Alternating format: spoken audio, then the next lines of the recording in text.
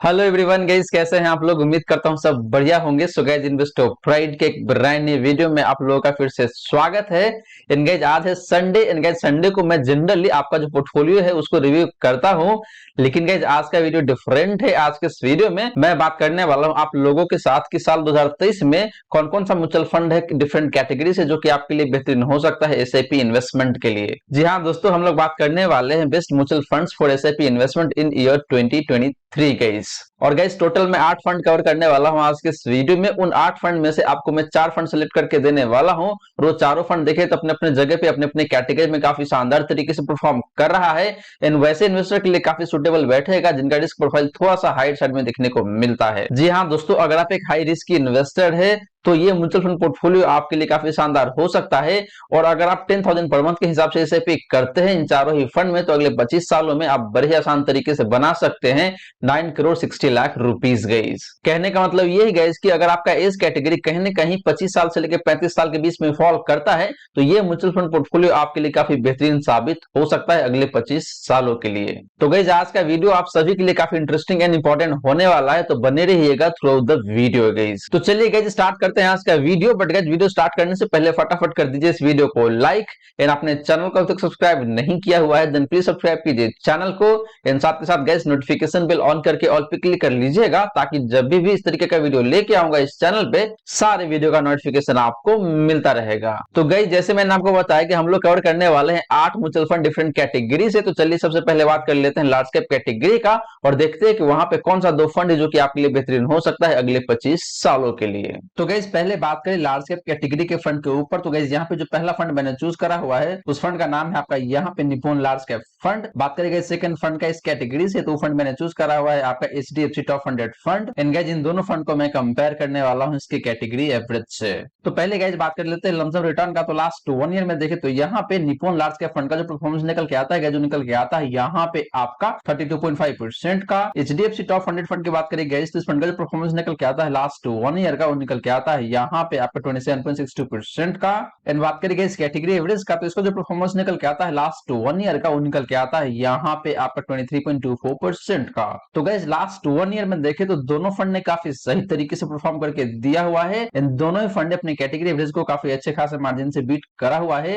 Specially बात करें guys Nippon large cap fund का तो ये फंड काफी बेहतरीन तरीके से परफॉर्म किया हुआ है लास्ट 1 ईयर में। एंड इस फंड ने HDFC top 100 fund as well as category average दोनों को ही आउट परफॉर्म किया हुआ है। बात करें गाइस लास्ट 3 ईयर का तो यहाँ पे निप्पॉन लार्ज कैप फंड का जो परफॉर्मेंस निकल के आता है जो निकल के आता है यहाँ पे आपका 31.34% का। एचडीएफसी टॉप 100 फंड की बात करें गाइस तो इस फंड का जो परफॉर्मेंस निकल के आता है लास्ट 3 ईयर का वो निकल के आता है यहाँ पे आपका 27.51% का। एंड बात करें गाइस कैटेगरी एवरेज का तो इसका जो परफॉर्मेंस निकल के आता है लास्ट 3 ईयर का वो निकल के आता है यहाँ पे आपका 23.3% का। तो guys similar to last 1 year last 3 year में भी देखे तो यहाँ पे दोनों ही फंड का परफॉर्मेंस काफी बेहतरीन देखने को मिल रहा है। एंड दोनों ही फंड ने अपने कैटेगरी एवरेज को काफी अच्छे खासे मार्जिन से बीट करा हुआ है। स्पेशली बात करें निप्पॉन लार्ज कैप फंड का तो पिछले 3 सालों के केस में भी देखे तो यहाँ पे निप्पॉन लार्ज कैप फंड ने काफी शानदार तरीके से परफॉर्म किया हुआ है गाइस। सिमिलरली बात करें गाइस लास्ट 5 ईयर का तो यहाँ पे निप्पॉन लार्ज कैप फंड का जो परफॉर्मेंस निकल के आता है जो निकल के आता है यहाँ पे आपका 15.55% का। एचडीएफसी टॉप 100 फंड की बात करें गाइस तो इस फंड का जो परफॉर्मेंस निकल के आता है लास्ट 5 ईयर का वो निकल के आता है यहाँ पे आपका 14.29% का। एंड बात करें गाइस कैटेगरी एवरेज का तो इसका जो परफॉर्मेंस निकल के आता है लास्ट 5 ईयर का वो निकल के आता है यहाँ पे आपका 13.01% का। तो guys similar to last 1 year and last 3 year last 5 year में भी देखे तो यहाँ पे इन दोनों ही फंड ने काफी बेहतरीन तरीके से परफॉर्म किया हुआ है। इन दोनों ही फंड ने अपने कैटेगरी एवरेज को काफी अच्छे खासे मार्जिन से बीट करा हुआ है लास्ट 5 ईयर में भी। तो गाइस परफॉर्मेंस के मामले में देखे तो यहाँ पे दोनों फंड का परफॉर्मेंस काफी बेहतरीन देखने को मिलता है। अगर आप कंपेयर करते हैं इन दोनों ही फंड को कैटेगरी एवरेज से तो वो चाहे बात करें आप लास्ट 1 ईयर का या फिर लास्ट 3 ईयर का या फिर लास्ट 5 ईयर का। लेकिन गाइस अगर आपको चूज करना होगा एक best fund out of this two funds तो फंड निकल के आता है यहाँ पे आपका लार्ज कैप कैटेगरी से Nippon large cap fund guys, क्योंकि इस फंड ने लास्ट 1 ईयर में लास्ट 3 ईयर में एंड लास्ट 5 ईयर में यानी कि अक्रॉस द टाइम फ्रेम इस फंड ने काफी बेहतरीन तरीके से परफॉर्म किया हुआ है। वहीं गाइस बात करें रिस्क फैक्टर का तो पहले बात कर लेते हैं यहाँ पे स्टैंडर्ड डिविएशन का। तो जो निप्पॉन लार्ज कैप फंड है इस फंड का स्टैंडर्ड निकल के आता है जो निकल के आता है यहाँ पे आपका 13.78 का। बात करें गाइस एचडीएफसी टॉप 100 फंड का तो इस फंड का स्टैंडर्ड निकल के आता है जो निकल के आता है यहाँ पे आपका 13.42 का। बात करें गाइस कैटेगरी एवरेज का तो इसका स्टैंडर्ड निकल के आता है जो निकल के आता है यहाँ पे आपका 13.01 का। तो गाइस स्टैंडर्ड डिविएशन की बात करें तो यहाँ पे दोनों फंड का स्टैंडर्ड डिविएशन थोड़ा सा ज्यादा देखने देखने को मिलता है अपने कैटेगरी एवरेज के कंपैरिजन में। इसका मतलब गाइस ये निकल के आता है कि इन दोनों फंड का रिटर्न थोड़ा सा ज्यादा वोलेटाइल रहता है अगर आप कंपेयर करते हैं कैटेगरी एवरेज से तो।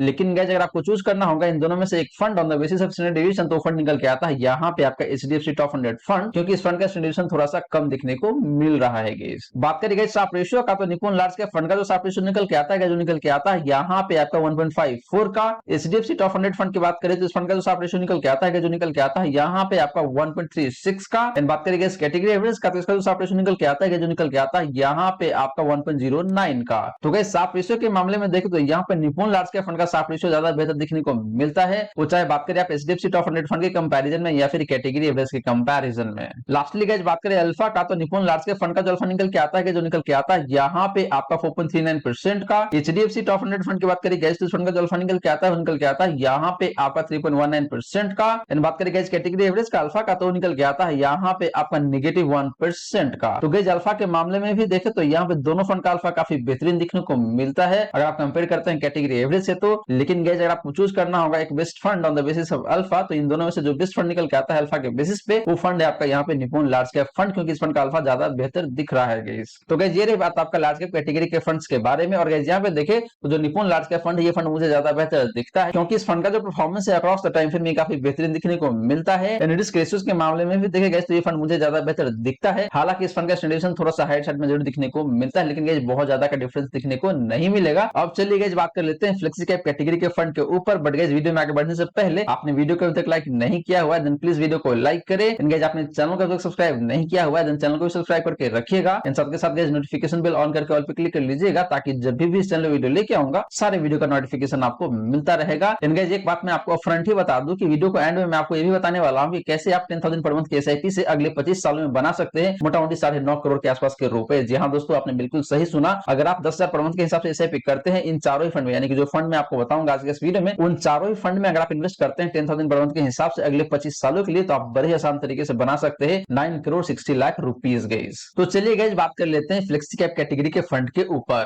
तो गाइस बात करें फ्लेक्सी कैप कैटेगरी के फंड्स के बारे में तो यहाँ पे जो पहला फंड मैंने चूज करा हुआ है जो फंड है आपका यहाँ पे क्वांट फ्लेक्सी कैप फंड। दूसरा फंड जो मैंने चूज करा हुआ है जो फंड है आपका पारंपरिक flexi cap fund. Engage in दोनों फंड को भी मैं कंपेयर करने वाला हूँ इसके कैटेगरी एवरेज से। तो बात करेंगे लास्ट 1 ईयर का परफॉर्मेंस का तो यहाँ पे जो क्वांट फ्लेक्सी कैप फंड है इस फंड का जो परफॉर्मेंस निकल के आता है लास्ट 1 ईयर का वो निकल के आता है यहाँ पे आपका 28.55% का। पारंपरिक फ्लेक्सी कैप फंड की बात करेंगे तो इस फंड का जो परफॉर्मेंस निकल के आता है लास्ट 1 ईयर का वो निकल के आता है यहाँ पे आपका 25.78% का। एंड बात करेंगे इस कैटेगरी एवरेज का तो इसका जो परफॉर्मेंस निकल के आता है लास्ट 1 ईयर का वो निकल के आता है यहाँ पे आपका 24.12% का। तो गाइस लास्ट 1 ईयर में देखें तो दोनों ही फंड अपने कैटेगरी एवरेज को काफी ठीक ठाक मार्जिन से बीट करा हुआ है। लेकिन गाइस अगर आपको चूज करना होगा एक best fund on the basis of last 1 year performance तो फंड निकल के आता है यहाँ पे आपका क्वांट फ्लेक्सी का फंड, क्योंकि इस फंड ने आपको मोटा मोटी 28.5% का रिटर्न दिया हुआ है लास्ट 1 ईयर में, जो कि कैटेगरी एवरेज से बेहतर दिखने को मिल रहा है। साथ के साथ जो पारंपरिक फ्लेक्सी का फंड है इससे भी बेहतर दिखने को मिल रहा है गाइस। बात करेंगे लास्ट 3 ईयर का तो यहाँ पे क्वांट फ्लेक्सी का फंड का जो परफॉर्मेंस निकल के आता है जो निकल के आता है यहाँ पे आपका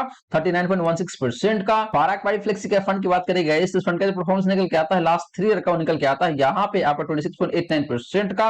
एंड बात करेंगे इस कैटेगरी एवरेज का तो इसका जो परफॉर्मेंस निकल के आता है लास्ट 3 ईयर का निकल के आता है यहाँ पे आपका 25.29% का। तो guys similar to last 1 year last 3 year में भी देखे तो यहाँ पे दोनों फंड का परफॉर्मेंस बेहतर है अपने कैटेगरी एवरेज के कंपैरिजन में। लेकिन गाइस बात करें एक बेस्ट फंड का on the basis of last 3 year performance तो फंड निकल के आता है यहाँ पे आपका क्वांट फ्लेक्सी का फंड गाइस। सिमिलरली गाइस बात करें लास्ट 5 ईयर का तो यहाँ पे क्वांट फ्लेक्सी का फंड का जो परफॉर्मेंस निकल के आता है जो निकल के आता है यहाँ पे आपका 22.52% का। पारंपरिक फ्लेक्सी का फंड की बात करें गाइस तो इस फंड का जो परफॉर्मेंस निकल के आता है लास्ट 5 ईयर का निकल के आता है यहाँ पे आपका ऑलमोस्ट 19% का। एंड बात करेंगे इस कैटेगरी एवरेज का तो इसका जो परफॉर्मेंस निकल के आता है लास्ट 5 ईयर का निकल के आता है यहाँ पे आपका 14.13% का। तो गाइस लास्ट 5 ईयर में भी देखे तो यहाँ पे दोनों फंड का परफॉर्मेंस काफी बेहतरीन देखने को मिलता है in comparison with category average. लेकिन गाइस यहाँ पे भी अगर आपको चूज करना होगा एक बेस्ट फंड तो फंड निकल के आता है यहाँ पे आपका क्वांट फ्लेक्सी का फंड, क्योंकि इस फंड ने आपको मोटा मोटी 22.5% का रिटर्न दिया हुआ है लास्ट 5 ईयर में, जो कि पारंपरिक फ्लेक्सी का fund as well as category average के कंपैरिजन में काफी बेहतरीन दिखने को मिल रहा है गाइस। तो गाइस रिटर्न के मामले में देखें तो यहाँ पे क्लियरली आपका जो क्वांट फ्लेक्सी का फंड ये फंड काफी बेहतरीन दिखने को मिल रहा है, वो चाहे बात करें आप लास्ट 1 ईयर का या फिर लास्ट 3 ईयर का या फिर लास्ट 5 ईयर का परफॉर्मेंस का।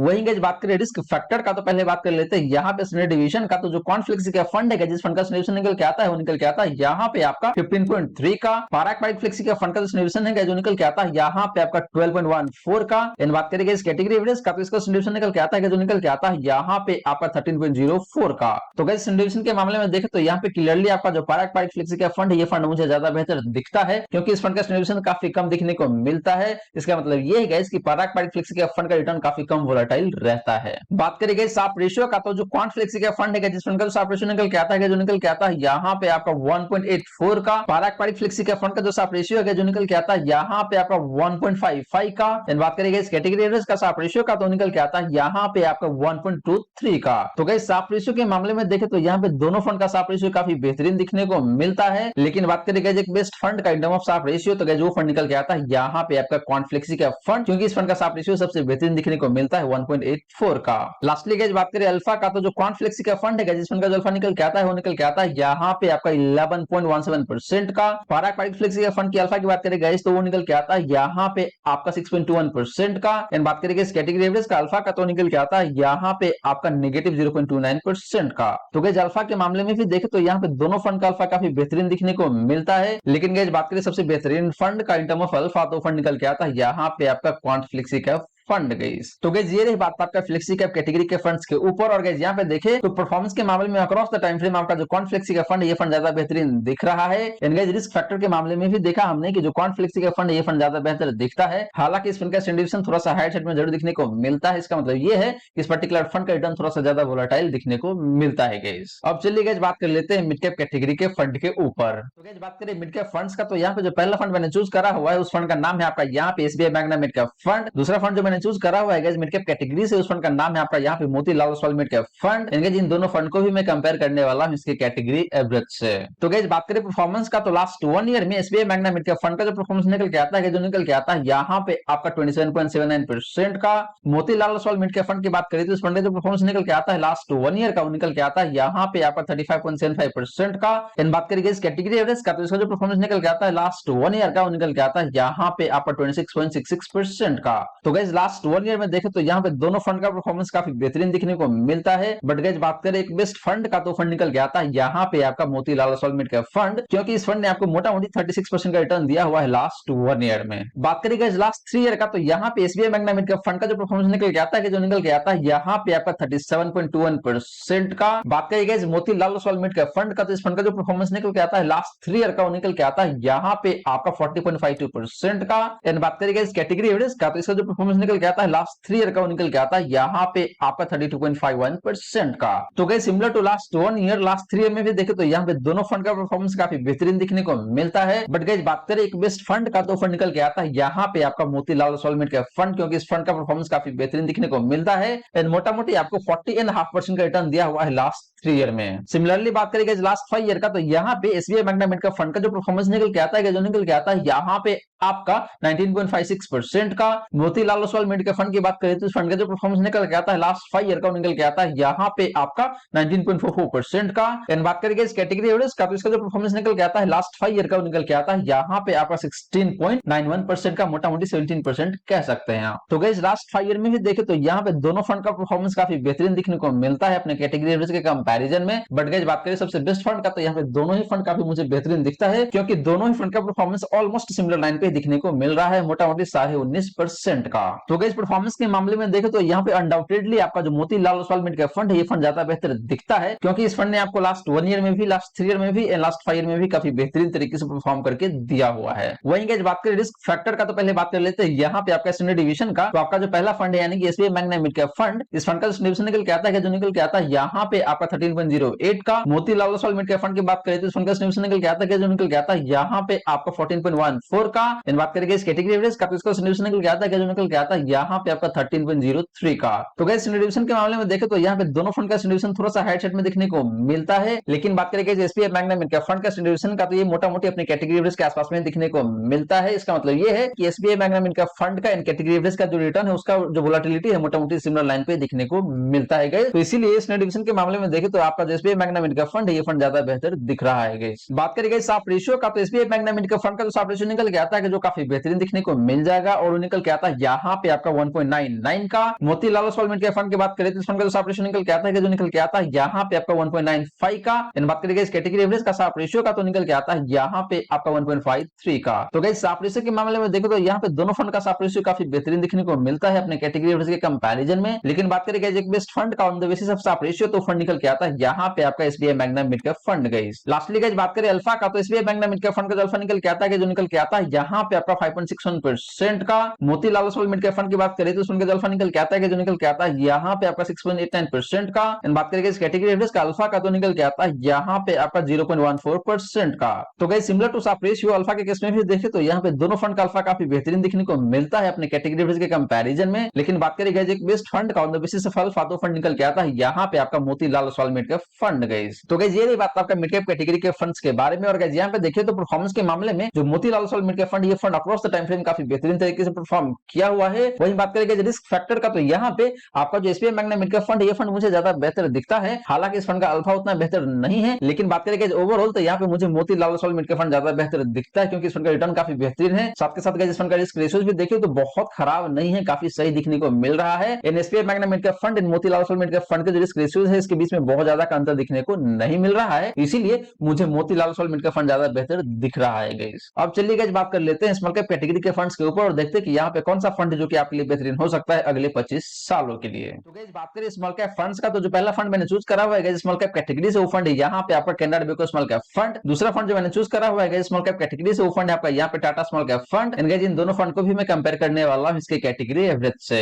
तो गाइस बात करें परफॉर्मेंस का, तो लास्ट 1 ईयर में Canara Beko small cap fund का जो परफॉर्मेंस निकल के आता है, जो निकल के आता है यहाँ पे आपका 25.08% का। टाटा स्मॉल कैप फंड की बात करें तो इस फंड का जो परफॉर्मेंस निकल के आता है लास्ट 1 ईयर का, निकल के आता है यहाँ पे आपका 38.82% का। बात करेंगे इस कैटेगरी एवरेज का, तो इसका जो परफॉर्मेंस निकल के आता है लास्ट 1 ईयर का, निकल के आता है यहाँ पे आपका 33.01% का। तो गाइस लास्ट 1 ईयर में देखें तो यहाँ पे क्लियरली आपका जो Canara Beko small cap fund है, ये फंड काफी अंडर परफॉर्म कर रहा है। लेकिन बात करेंगे टाटा स्मॉल कैप फंड का, तो ये फंड मुझे काफी बेहतरीन दिखने को मिलता है लास्ट 1 ईयर में। बात करेंगे लास्ट 3 ईयर का, तो Canara Beko small cap fund का जो परफॉर्मेंस निकल के आता है लास्ट 3 ईयर का, निकल के आता है यहाँ पे आपका 45.4% का। टाटा स्मॉल कैप फंड की बात करें तो इस फंड का रिटर्न निकल के आता है लास्ट 3 ईयर का, निकल के आता है यहाँ पे आपका 44.12% का। बात करेंगे इस कैटेगरी एवरेज का परफॉर्मेंस का, तो निकल के आता है यहाँ पे आपका 41.49% का। तो गाइस लास्ट 3 ईयर में देखें तो यहाँ पे दोनों फंड का परफॉर्मेंस मुझे काफी बेहतरीन दिखने को मिलता है। वो चाहे बात करें आप Canara Beko small cap fund का या फिर टाटा स्मॉल कैप फंड का, दोनों ही फंड ने अपने कैटेगरी एवरेज के कंपैरिजन में काफी बेहतरीन तरीके से परफॉर्म करके दिया हुआ है गाइस। बात करेंगे लास्ट 5 ईयर का, तो गाइस आपको बता दूं कि ये दोनों ही फंड 5 साल पुराना फंड नहीं है, तो दोनों ही फंड का कोई डेटा नहीं है पिछले 5 सालों का, तो इसलिए आपको यहाँ पे एनए दिखने को मिल जाएगा। गाइस कैटेगरी एवरेज का भी डेटा मैंने यहाँ पे नहीं पिक करा हुआ है, क्योंकि पिछले 5 साल का डेटा है ही नहीं दोनों फंड का, तो कैटेगरी एवरेज का डेटा पिक करने का कोई मतलब बनता नहीं है गाइस। तो गाइस परफॉर्मेंस के मामले में देखो तो यहाँ पे दोनों फंड का परफॉर्मेंस मुझे काफी सही दिखता है, कहीं कोई दिक्कत वाली बात नहीं है। हालांकि आपका जो टाटा स्मॉल कैप फंड है, ये फंड पिछले 1 साल में काफी बेहतरीन तरीके से परफॉर्म किया हुआ है, लेकिन Canara Beko small cap fund ने अपने कैटेगरी एवरेज को भी अंडर परफॉर्म किया हुआ है लास्ट 1 ईयर में। तो गाइस परफॉर्मेंस के बेसिस पे देखो तो यहाँ पे मुझे टाटा स्मॉल कैप फंड ज्यादा बेहतर दिखता है। वहीं बात करेंगे रिस्क फैक्टर का, तो पहले बात कर लेते हैं यहाँ पे स्टैंडर्ड डिवीजन का। तो आपका जो Canara Beko small cap fund है, जिस फंड का सॉल्यूशन निकल के आता है, निकल के आता है यहाँ पे आपका 16.69 का। टाटा स्मॉल कैप फंड की बात करें तो उसका सॉल्यूशन निकल के आता है, जो निकल के आता है यहाँ पे आपका 16.18 का। बात करेंगे इस कैटेगरी एवरेज का, तो इसका सॉल्यूशन निकल के आता है, जो निकल के आता है यहाँ पे आपका 16.94 का। तो गाइस स्टैंडर्ड डिवीजन के मामले में देखें तो यहाँ पे दोनों फंड का स्टैंडर्ड डिवीजन बेहतर दिखने को मिलता है अपने कैटेगरी एवरेज के कंपैरिजन में। इसका मतलब ये है गाइस कि दोनों फंड का पोर्टफोलियो का रिटर्न कम वोलेटाइल रहता है अगर आप कंपेयर करते हैं कैटेगरी एवरेज से। तो बात करें गाइस साफ रेशियो का, तो जो Canara Beko small cap fund है, इस फंड का जो साफ रेशियो निकल के आता है, जो निकल के आता है यहाँ पे आपका 2.13 का। टाटा स्मॉल कैप फंड की बात करें तो इस फंड का साफ रेशियो निकल के आता है, जो निकल के आता है यहाँ पे आपका 2.12 का। बात करेंगे इस कैटेगरी एवरेज का साफ रेशियो का, तो निकल के आता है यहाँ पे आपका 1.94 का। तो गाइस साफ रेशियो के मामले में भी देखें तो यहाँ पे दोनों फंड का साफ रेशियो काफी बेहतरीन दिखने को मिलता है in comparison with category average. इनके दोनों फंड का साफ रेशियो देखें तो ऑलमोस्ट सिमिलर लाइन पे दिखने को मिलता है, तो दोनों फंड काफी सही है। लास्टली बात करेंगे अल्फा का, तो जो Canara Beko small cap fund, इस फंड का जो अल्फा निकल के आता है, जो निकल के आता है यहाँ पे आपका 10.13% का। टाटा स्मॉल कैप फंड की बात करें तो इस फंड का जो अल्फा निकल के आता है, जो निकल के आता है यहाँ पे आपका 10.36% का। बात करेंगे इस कैटेगरी एवरेज का अल्फा का, तो निकल के आता है यहाँ पे आपका 6.88% का। तो गाइस सिमिलर टू साफ रेशियो अल्फा के केस में भी देखें तो यहाँ पे दोनों फंड का अल्फा काफी बेहतरीन दिखने को मिलता है। इसका मतलब ये है गाइस कि दोनों फंड अपने बेंचमार्क इंडेक्स के कंपैरिजन में काफी बेहतरीन तरीके से परफॉर्म करके देता है। तो गाइस ये रही बात आपका इन दोनों स्मॉल कैप कैटेगरी के फंड्स के बारे में। और गाइस यहाँ पे देखे तो परफॉर्मेंस के मामले में मुझे टाटा स्मॉल कैप फंड जरूर बेहतर दिखता है, लेकिन गाइस बात करें रिस्क फैक्टर का तो यहाँ पे दोनों फंड मोटा-मोटी सिमिलर लाइन पे दिखने को मिल रहा है, कहीं कोई डिफरेंस नहीं है गाइस दोनों फंड के बीच में। तो ओवरऑल देखें तो मुझे यहाँ पे टाटा स्मॉल कैप फंड ज्यादा बेहतर दिखने को मिल रहा है। अब चलिए गाइस बात करते हैं कि आपको जो एसआईपी रहेगा 10,000 पर मंथ के हिसाब से अगले 25 सालों के लिए, तो कौन कौन सा फंड है जो कि आपके पोर्टफोलियो का पार्ट बनेगा और आपका पोर्टफोलियो कैसा दिखेगा। तो चलिए बात कर लेते हैं आपका म्यूचुअल फंड पोर्टफोलियो के ऊपर। तो गाइस बात करें best SIP mutual fund portfolio of ₹10,000, तो गाइस यहाँ पे जो पहला फंड निकल के आता है गाइस लार्ज कैप कैटेगरी से, वो फंड है आपका Nippon large cap fund. Guys यहाँ पे आपको पैसे कितना इन्वेस्ट करना है तो निकल के आता है यहाँ पे आपका 1500 के हिसाब से। बात करें सेकंड फंड का तो फंड निकल के आता है यहाँ पे आपका क्वांट फ्लेक्सी का फंड, एंड गाइस यहाँ पे आपका जो अमाउंट एलोकेट होता है वो निकल के आता है यहाँ पे आपका 3000 पर मंथ के हिसाब से। बात करें थर्ड फंड का यानी कि मिड कैप कैटेगरी से, तो फंड निकल के आता है यहाँ पे आपका Motilal Oswal mid cap fund, and guys यहाँ पे जो आपका अमाउंट एलोकेट होता है वो निकल के आता है यहाँ पे आपका 2500 पर मंथ के हिसाब से। लास्टली बात करेंगे स्मॉल कैप कैटेगरी से, तो यहाँ पे जो फंड मैंने चूज करा हुआ है वो फंड है आपका Tata small cap fund, and guys यहाँ पे जो अमाउंट एलोकेट होता है आपका वो निकल के आता है यहाँ पे आपका 3000 पर मंथ के हिसाब से। तो गाइस इस हिसाब से देखें तो आपको जो 10,000 पर मंथ के हिसाब से एसआईपी रहेगा उसके लिए प्रॉपर पोर्टफोलियो तैयार होकर आ जाता है। और ये 4 फंड है जहां पे जाके आपको इन्वेस्ट करना है, एंड इन चारों ही फंड में अगर आप इन्वेस्ट करते हैं अगले 25 सालों के लिए तो आप बड़े आसान तरीके से बना सकते हैं 9 करोड़ 60 लाख रुपीस गाइस। तो देखते हैं कैसे आप बना पाएंगे 9 करोड़ 60 लाख रुपए अगले 25 सालों में। तो गाइस बात करें कि how to make 9 crore 60 lakh rupees from 10,000 per month SIP, तो गाइस यहाँ पे आपका एसआईपी रहेगा वो 10,000 पर मंथ के हिसाब से रहने वाला है। बात करें गाइस एनुअल स्टेप अप का, तो निकल के आता है यहाँ पे आपका 10% के हिसाब से। जी हाँ दोस्तों, आपको हर एक साल अपना एसआईपी अमाउंट को 10% के हिसाब से बढ़ाते चलना है। वही बात करें गाइस एक्सपेक्टेड रिटर्न का, तो निकल के आता है यहाँ पे आपका 18% के हिसाब से। जी हाँ दोस्तों, ये 18% आपको थोड़ा सा ज्यादा जरूर दिखने को लग रहा होगा, लेकिन गाइस यहाँ पे मैंने ये क्यों लिया है, क्योंकि गाइस आपने पिछले स्लाइड में देखा कि आपका जो मिड कैप कैटेगरी का फंड है और स्मॉल कैप कैटेगरी का फंड है वहां पे हमने सबसे हाईएस्ट एलोकेशन रखा हुआ है, तो हम रिस्क ज्यादा ले रहे हैं गाइस, तो हम रिटर्न भी ज्यादा एक्सपेक्ट कर रहे हैं, इसीलिए मैंने यहाँ पे 18% के हिसाब से रिटर्न रखा हुआ है। बात करें गाइस टाइम पीरियड का, तो निकल के आता है यहाँ पे आपका 25 ईयर का, इन गाइस 25 सालों में अगर आप इन्वेस्ट करके चलते हैं 10,000 पर मंथ के हिसाब से, हर एक साल आप अपने एसआईपी अमाउंट को 10% के हिसाब से बढ़ाते चलते हैं, तो अगले 25 सालों में आप बड़े आसान तरीके से बना सकते हैं यहाँ पे 9 करोड़ 65 लाख 61,192 रुपीस गाइस। जी हाँ दोस्तों, आप बड़े आसान तरीके से बना सकते हैं अगले 25 सालों में 9 करोड़ 65 लाख 61,192 रुपए। तो गाइस ये रही सारी की सारी बातें जो हमने किया आज के इस वीडियो में। और गाइस यहाँ पे मैंने आपको 4 फंड सिलेक्ट करके दिया हुआ है गाइस, मैंने 8 फंड कवर किया था आज के इस वीडियो में, वहां से मैंने आपको 4 फंड सिलेक्ट करके दिया हुआ है। पहला फंड है आपका लार्ज कैप कैटेगरी से निप्पॉन लार्ज कैप फंड, दूसरा फंड है आपका फ्लेक्सी कैप कैटेगरी से क्वांट फ्लेक्सी कैप फंड, तीसरा फंड है आपका मिड कैप कैटेगरी से Motilal Oswal mid cap fund, and चौथा फंड है गाइस आपका स्मॉल कैप कैटेगरी से टाटा स्मॉल कैप फंड। तो गाइस ये 4 फंड है, और इन चारों ही फंड में अगर आप 10,000 पर मंथ के हिसाब से एसआईपी करते हैं अगले 25 सालों के लिए, तो आप बड़े ही आसान तरीके से बना सकते हैं 9 करोड़ 60 लाख रुपीस गाइस। तो गाइस आशा करता हूं जितनी भी बातें मैंने बताने की कोशिश किया है सारी की सारी बातें आपको समझ में आ गया होगा। मन में अगर कोई डाउट है, कोई क्वेश्चन है, तो फटाफट कमेंट सेक्शन में पूछ लीजिए, आपके क्वेश्चन का रिप्लाई मैं कर दूंगा। वहीं गाइस वीडियो अच्छी लगी हो तो वीडियो को लाइक जरूर करें, इन वीडियो को शेयर कर दे अपने फ्रेंड फैमिली सर्कल में, ताकि बाकी लोगों को भी इस वीडियो का फायदा हो सके। इन गाइस आपने चैनल को अभी तक सब्सक्राइब नहीं किया हुआ है देन प्लीज सब्सक्राइब कीजिए चैनल को, इन साथ के साथ गाइस नोटिफिकेशन बेल ऑन करके ऑल पे क्लिक कर लीजिएगा, ताकि जब भी इस चैनल पे वीडियो लेके आऊंगा सारे वीडियो का नोटिफिकेशन आपको मिलता रहेगा। So guys thank you so much for watching this video, मिलते हैं अगले वीडियो में। जय हिंद, जय भारत।